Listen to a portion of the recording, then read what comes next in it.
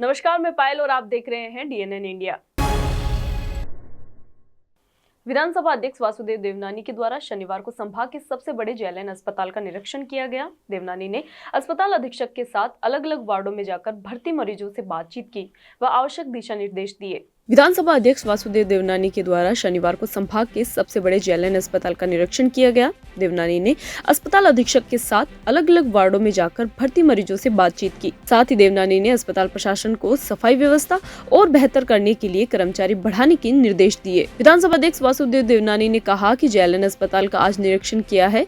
Periodic ward बेहतर संचालित हो रहा है। यहाँ भर्ती मरीजों से बातचीत की गई है। अस्पताल में सफाई व्यवस्था और बेहतर करने के लिए कर्मचारियों को बढ़ाने के निर्देश अस्पताल प्रशासन को दिए हैं। देवनानी ने कहा कि जवाहर फाउंडेशन और अस्पताल प्रशासन के बीच एक MOU हुआ है, जिसमें अस्पताल परिसर में 1 रुपए में मरीज और परिजनों को भोजन दिया जाएगा। 1 रुपए में भोजन मिलने से मरीज और उनके परिजनों को काफी राहत मिलेगी। दीपावली तक काम पूरा होकर शुभारंभ होने की संभावना है। आज ऐसे में मरीजों को देखने के लिए ये आया था, लेकिन आने पर पीडियाट्रिक वार्ड देखा। वास्तव में पहले की तुलना में पीडियाट्रिक वार्ड बहुत अच्छी तरह चल रहा है। इसकी व्यवस्थाएं सुधरी भी हैं और पार्किंग का भी कठोरता से पालन किया जा रहा है। मैंने सुप्रीम से कहा है कि सफाई के लिए आपको और भी कर्मचारी चाहिए तो लगाएं, ऐसा लगे कि किसी तरह से प्राइवेट हॉस्पिटल में हम आए हैं। और उसमें आम जन से भी ये अपील करूंगा कि भाई यहाँ पर इनका हॉस्पिटल की व्यवस्थाओं में सहयोग प्रदान करें, ताकि दोनों हॉस्पिटल के स्टाफ प्लस जन दोनों के सहयोग से ही यहाँ पे व्यवस्था सुधरेंगी। और पहले जहाँ पे ये अपने एम्बुलेंस थी, वहाँ पे आज देखा कि काफ़ी ठेले वाले आ गए। तो ट्रैफिक वालों को कहा है कि ये हॉस्पिटल जोन को हॉस्पिटल जोन रहने दें, और जिस पर्पज से एम्बुलेंस हटाई थी उस पर्पज की पालना यहाँ पे कठोरता से की जाए। और कुछ व्हीकल इधर उधर में आम जन से सहयोग कर रहा हूँ, सबको सहयोग करें।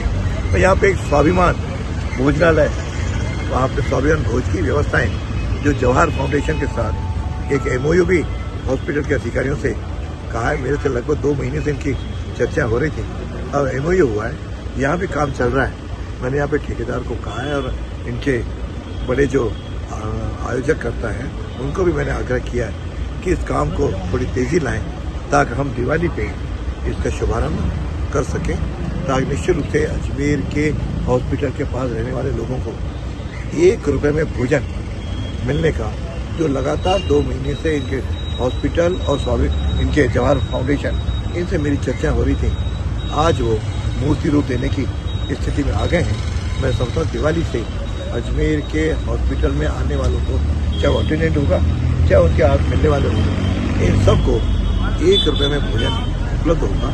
यह बहुत बड़ी एक अजमेर की जनता की दिवाली की सौगात होगी। मैं इस अवसर पर अधिकारी दोनों को आग्रह कर रहा हूँ जिससे शीघ्र से शीघ्र करें, और आम जन से भी अपील करूँगा, वे जो नए वार्ड बने हैं पुराने, हम सबको सफाई की व्यवस्था रखनी पड़ेगी। चप्पल कहाँ खोलने उसकी व्यवस्था करेंगे हम सब मिल करके। वैशाली नगर में गुरु नानक स्कूल स्थित प्रॉमिस लैंड ट्रस्ट की ओर से जवाहरलाल नेहरू अस्पताल के ब्लड बैंक में रक्तदान शिविर का आयोजन किया गया, जहां इस संस्था का मुख्य उद्देश्य है कि सामाजिक कार्यों में लोगों की भलाई में जितना योगदान संस्था द्वारा किया जा सकता है उतना संस्था करने का प्रयास करेगी। वैशाली नगर में गुरु नानक स्कूल स्थित प्रॉमिस लैंड की ओर से जवाहरलाल नेहरू अस्पताल के ब्लड बैंक में रक्तदान शिविर का आयोजन किया गया, जहां इस संस्था का मुख्य उद्देश्य है कि सामाजिक कार्यों में लोगों की भलाई में जितना योगदान संस्था द्वारा किया जा सकता है उतना संस्था करने का प्रयास करेगी। वहीं इस संस्था का लक्ष्य है कि वृद्धाश्रम, अनाथ आश्रम समेत अन्य संस्थाओं में अपनी सेवाएं देना। वहीं दूसरी ओर प्रॉमिस लैंड के संयोजक ने बताया कि जहां प्रॉमिस लैंड संस्था की ओर से पहले कार्यक्रम के तहत रक्तदान शिविर का आयोजन किया गया, जिसमें सभी कार्यकर्ताओं सहित अनेकों लोगों ने मिलकर रक्तदान शिविर में बढ़ चढ़कर हिस्सा लिया। संस्था द्वारा लगातार समाज के लिए आवश्यक सेवाएं देने का प्रयास किया जाएगा। हमने आज ये पहली बार अजमेर के अंदर प्रॉमिस लैंड की ओर से ब्लड डोनेशन का एक कैंप लगाया है।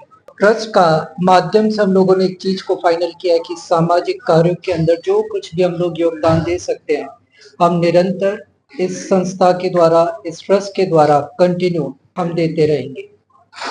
क्या उद्देश्य है इस संस्था का, इस ट्रस्ट का उद्देश्य केवल एक ही है कि लोगों के लिए हम जो कुछ भले काम कर सकते हैं वो करते रहें और कुछ नहीं। कहाँ पे कितने में चल रहा है और क्या टारगेट है? हम लोगों का फिलहाल जो ये ट्रस्ट का जो ऑफिस है वो वैशाली नगर में है, गुरु नानक स्कूल के पास में। और आने वाले दिनों के अंदर हमारा जो लक्ष्य है कि वृद्धाश्रम, अनाथ आश्रम के साथ साथ जितने भले कार्य हम इस शहर के अंदर कर सकते हैं हम करते रहे। पर्वतपुरा में सब डिवीजन लेवल की टाटा पावर की ओर से जन सुनवाई कार्यक्रम का आयोजन किया गया, जिसमें आमजन की बिजली संबंधी विभिन्न समस्याओं व शिकायतों को सुना गया। जहां आमजन की विभिन्न समस्याओं को संबंधित विभाग में भेजकर संबंधित विभाग को अवगत करवाया। पिछले दिनों से अजमेर में आमजन को बिजली संबंधी समस्याओं से निजात दिलवाने के लिए जन सुनवाई कार्यक्रम के आयोजन किए जा रहे हैं। जहाँ पिछले दिनों हजारीबाग हाथीभाटा में जन सुनवाई कार्यक्रम का आयोजन किया गया था, वहां आज इसी क्रम में पर्वतपुरा में सब डिवीजन लेवल की टाटा पावर की ओर से एक बार फिर जन सुनवाई कार्यक्रम का आयोजन किया गया, जिसमें आमजन की बिजली संबंधी विभिन्न समस्याओं को टाटा पावर के कार्यकर्ताओं ने सुना, वहीं उनकी शिकायतों को संबंधित विभाग में भेजकर संबंधित विभाग को अवगत करवाया। वहीं साथ ही बताया जा रहा है कि जन सुनवाई के दौरान सामान्य तौर पर आने वाली बिजली संबंधी समस्याएं ही सामने आई थी, परंतु सबसे अधिक समस्या सामने आई वो थी बिजली सप्लाई संबंधित, जहां कार्यकर्ताओं ने समस्याओं को संबंधित विभाग को आगे भेज दिया। साथ ही जहां टाटा पावर ने दीपावली से पहले की तैयारियां शुरू कर दी है। दीपावली में प्रदेशवासियों के लिए लाइट संबंधी समस्या का सामना न करना पड़े, इसके लिए टाटा पावर ने पहले ही अपनी टेक्निकल टीम बना ली और महापर्व के प्लान सेट कर लिए। दूसरी ओर टाटा पावर ने टेक्निकल टीम का चार्ट बनाकर शेड्यूल फिक्स कर दिया, जिससे कि दीपावली के समय किसी तरह की कोई समस्या न हो। नमस्कार सर, ये जन सुनवाई जो हम लोगों ने 2-3 सप्ताह पहले चालू करी थी, उसी क्रम में हम लोगों ने ये प्लान किया था कि हम लोग हर अपने सब डिवीजन लेवल पे जन सुनवाई करेंगे। हमने हजारीबाग में करा था, फिर हाथीभाटा में किया था। तीसरी जन सुनवाई हम पर्वतपुरा में यहाँ के आसपास और अन्य कंज्यूमर्स के लिए जन सुनवाई कर रहे हैं। तो अभी तक टोटल 6-7 कंप्लेंट आ चुकी है, अलग अलग टाइप की कंप्लेंट है सर। फेस मिसिंग की है, सप्लाई रिलेटेड इश्यूज है। सर किस तरह की कंप्लेंट ज्यादा आ रही है जी? अभी तो सर सप्लाई रिलेटेड इश्यूज ज्यादा है सर, कुछ फेस मिसिंग के हैं, कहीं पे सप्लाई के ज्यादा इश्यूज हैं, फ्रिक्वेंटली पीएचडी वगैरह प्लान हो रही है, उसके इश्यूज है सर। हमने नोट कर लिए हैं, नोट करके हम लोगों ने संबंधित डिपार्टमेंट को फॉरवर्ड कर दिए हैं। एक बार चेक कर रहे हैं सर उसमें क्या हम लोग कर सकते हैं। अभी सीजन भी चालू हो रहा है दीपावली का, और अभी क्या व्यवस्था रहेगी सर टाटा पावर की तरफ से? सर दीपावली के लिए हम लोगों की जो टेक्निकल टीम है उन्होंने प्लान बना लिया है सर। हम लोग जो मेंटेनेंस एक्टिविटीज हम लोग ने पूरा प्लान बना के सुचारू रूप से हर सब डिवीजन में हम लोग कर रहे हैं, ताकि दिवाली के टाइम पे कोई भी अनइंटरप्टेड पावर सप्लाई हम लोग कंज्यूमर्स को दे सकें और कोई भी ऑल ऑफ सडन शटडाउन नहीं आए। एंड दिवाली के लिए स्पेशल आई थिंक हमारी टेक्निकल टीम ने सारे इंजीनियर्स की ड्यूटी चार्ट बना लिया है। तो दिवाली पे सभी इंजीनियर्स को और अतिरिक्त ऑफिसर्स को हम लोग दिवाली के लिए अलग से ड्यूटी लगा के नियुक्त करेंगे। काफी ट्रांसफॉर्मर भी खराब पुराने हो चुके हैं, कोई चेंज नहीं है ट्रांसफॉर्मर सर, ट्रांसफॉर्मर चेंज करने के लिए तो हम लोगों ने सर जो अभी एडिशनल कैपेक्स वाला प्लान अप्रूव करा रखा है, उसके अंदर वो स्कीम बना रखी है। तो उस स्कीम के तहत हम लोगों ने काम शुरू कर दिया है। अभी हम लोगों ने प्रोजेक्ट लिंक भी बनाई है, तो उस स्कीम के तहत काम शुरू करके जो भी नए डेवलपमेंट करने हैं। यहाँ रुकते एक छोटे से ब्रेक के लिए, जल्द हाजिर होंगे खबरों के नए सफर के साथ।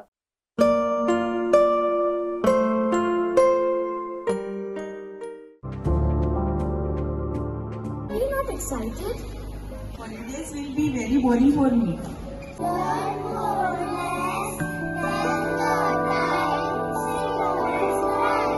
And off for visiting black rice and sugar. This black rice has a very unique flavor.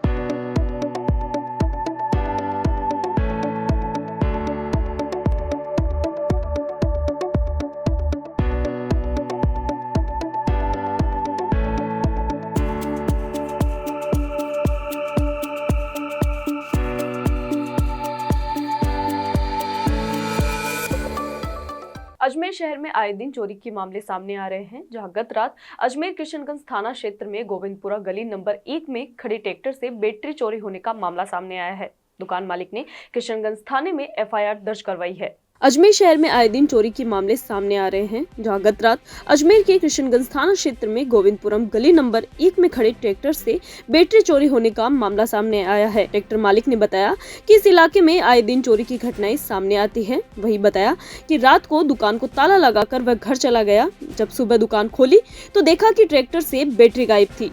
दुकान मालिक ने किशनगंज थाने में रिपोर्ट दी है। दुकान मालिक ने बताया कि इलाके के आसपास के क्षेत्र में आए दिन रोड पर बैठकर कुछ असामाजिक तत्व शराब पीते रहते हैं। वहीं कचरा बीनने वाले लोग लगातार गश्त लगाते रहते हैं, जिसे दुकान मालिक को शक है। दुकान मालिक ने बताया कि ट्रैक्टर की बैटरी करीब 5 से 6 हजार रुपए की थी। वहीं पुलिस ने FIR दर्ज कर ली है। ये गोविंदपुरम कॉलोनी वैशाली नगर और ये हमारी ये शॉप है भार्गव स्टोन सप्लायर। यहाँ रात्रि में ट्रैक्टर खड़ा हुआ था अंदर परिसर में, और रात्रि में कोई बैटरी खोल के ले गए ट्रैक्टर की, और सुबह हम आए दुकान खोली जब मालूम पड़ा कि बैटरी चोरी हो गई है। और आए दिन यहाँ गलियों में गाड़ियाँ खड़ी करके लोग दारू पीते रहते हैं, पता नहीं पड़ता रहता है। साल भर पहले भी यहाँ नालियाँ बना रहे वाले ठेकेदार का सामान चोरी हो गया था, और वारदातें होती रहती है इधर वैशाली नगर में। क्या इसकी शिकायत दी आपने? हाँ, इसकी FIR लिखाई है आज सुबह। आसपास में कोई कैमरा लगा हुआ नहीं था? कैमरा तो अब इधर आगे पीछे लगे हुए हैं, तो इसमें कोई दिखता नहीं है कि बैटरी है तो कहीं भी आ सकती है, कट्टे में डाल के ले जाओ, स्कूटर में भी आ सकती है। क्या लागत होगी अंदाजन? ये करीबन है 7,500 की है बैटरी। 7,500? हाँ, 7,500 की है, पुरानी बिक जाती है। क्या लगता है आपको कि पुलिस की गश्त नहीं है? नहीं, अब रात में तो हम रहते नहीं है, हम तो शाम को 6-7 बजे तक चल जाते हैं, उसके बाद गश्त रहती नहीं रहती है, तो कॉलोनी वाले बता सकते हैं। शक तो किस पे क्या कर रहा है, ये तो ये सुबह सुबह बीनने करने वाले आते हैं, उनके वही होते हैं जो बोल काल के ले जाते हैं। कोई रात को कोई नहीं रहता आपके यहाँ? कोई नहीं रहता, चौकीदार नहीं रहता है। ठीक है। 11-12 बजे तक ये होटल चलती रहती है। अजमेर के दयानंद कॉलेज में अंतर महाविद्यालय ताइक्वांडो महिला पुरुष प्रतियोगिता 2024-25 का आयोजन स्पोर्ट्स कैलेंडर के अनुसार पूर्व में 3 दिसंबर को होने वाली थी, परंतु प्रतियोगिता प्रीपोन्ड होने के कारण अब ये प्रतियोगिता नई संशोधित तिथि के अनुसार दिनांक 21 अक्टूबर से प्रारंभ होगी। अजमेर के दयानंद कॉलेज में अंतर महाविद्यालय ताइक्वांडो महिला पुरुष प्रतियोगिता 2024-25 का आयोजन स्पोर्ट्स कैलेंडर के अनुसार पूर्व में 3 दिसंबर को होने वाला था, परंतु प्रतियोगिता प्रीपोन्ड होने के कारण अब प्रतियोगिता नई संशोधन तिथि के अनुसार 21 अक्टूबर से प्रारंभ होगी, जहां बताया जा रहा है कि प्रतियोगिता में भाग लेने वाली टीमें अपनी प्रविष्टि 20 तारीख को शाम 4 बजे तक दे सकती है। प्रतियोगिता में भाग लेने वाले खिलाड़ियों का वेट 21 अक्टूबर को सुबह 8 बजे लिया जाएगा। अंतर महाविद्यालय ताइक्वांडो महिला पुरुष भारतीय ताइक्वांडो महासंघ व महर्षि दयानंद सरस्वती के विश्वविद्यालय स्पोर्ट्स बोर्ड के नियमों के तहत आयोजित की जाएगी। इस प्रतियोगिता की पूरी तैयारियां कर ली गई है। साथ ही महर्षि दयानंद सरस्वती संबंधित सभी सरकारी व निजी सभी महाविद्यालयों की पुरुष व महिला वर्ग की टीम भाग ले सकती है। MDS यूनिवर्सिटी के सभी सरकारी व निजी महाविद्यालयों को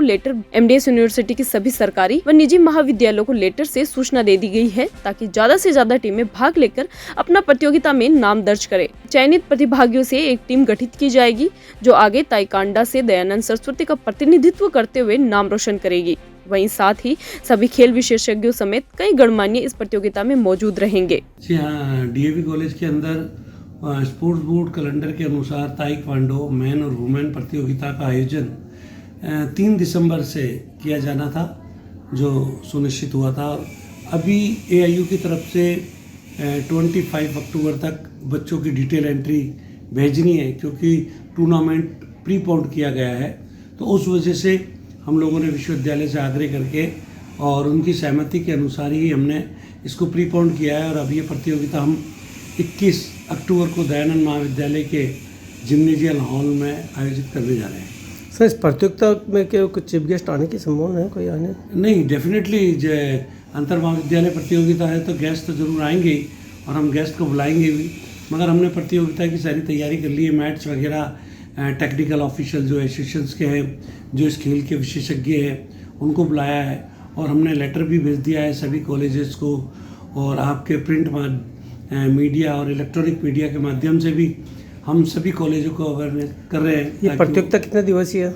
ये प्रतियोगिता लगभग वैसे तो निश्चित रूप से अभी देखता हूँ मैं विगत वर्षों में, क्योंकि नया खेल है और इसमें इतनी ज़्यादा टीमें नहीं आ पाती जितनी आनी चाहिए, तो संभवतः 1 दिन या 2 दिन में ये ख़त्म हो जाती है। तो 20 तारीख को हम निश्चित रूप से 4 बजे तक कोई भी महाविद्यालय अपनी प्रविष्टि दर्ज करा सकता है हमारे पास, और 21 तारीख को सुबह 8 बजे हम वेट कराएंगे। इस प्रतियोगिता में कौन लोग भाग ले रहे हैं? क्या अजमेर से हैं या राजस्थान से हैं? नहीं, इसके अंदर MDS विश्वविद्यालय से संबंधित सभी सरकारी और निजी महाविद्यालय की पुरुष व महिला वर्ग की टीमें भाग ले सकती है, और वो आके खेल सकते हैं। कोई कैटेगरी नहीं है इसके अंदर? अलग अलग वेट कैटेगरी विश्वविद्यालय के द्वारा या AIU के द्वारा होती है, जिसके अंदर अलग अलग वेट कैटेगरी में अलग अलग खिलाड़ी ये प्रतियोगिता में भाग लेंगे और उसके बाद जो भी रिजल्ट बनता है और या जो भी विश्वविद्यालय से ऑब्जर्वर चेयरमैन नॉमिनी आएंगे वो अपने हिसाब से टीम का चयन करेंगे और एक अच्छी टीम हमारे यहाँ से बनकर जाएगी जो विश्वविद्यालय का।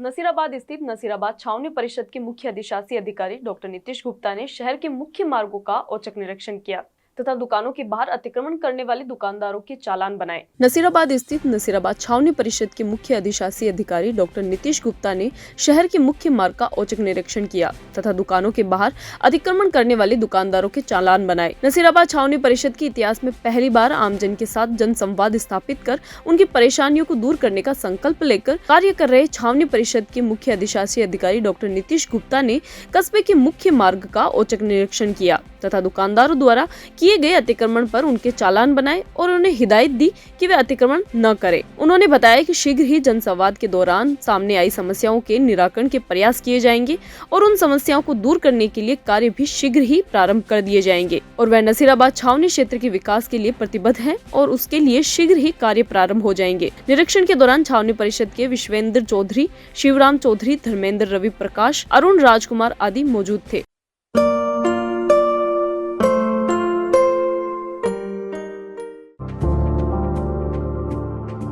Excited? Holidays will be very boring for me.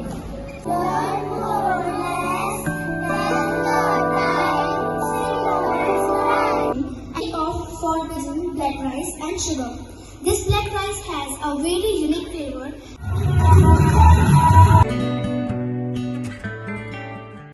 खबरों के सफर में अभी सिर्फ इतना ही, फिर हाजिर होंगे खबरों के नए सफर के साथ। तब तक के लिए दीजिए इजाजत। नमस्कार।